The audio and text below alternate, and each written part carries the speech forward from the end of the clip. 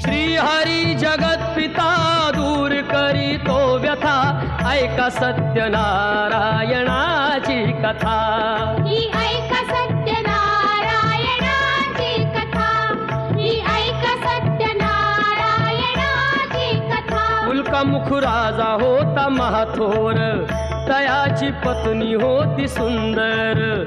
नदी किनारी एकदा त्यांनी घातली महापूजा दोघांनी।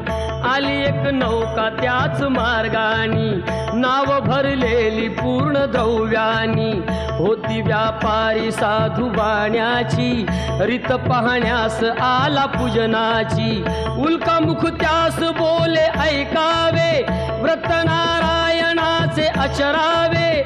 मनोइच्छित फळ मागावे, चरणी श्री हरीच्या लागावे।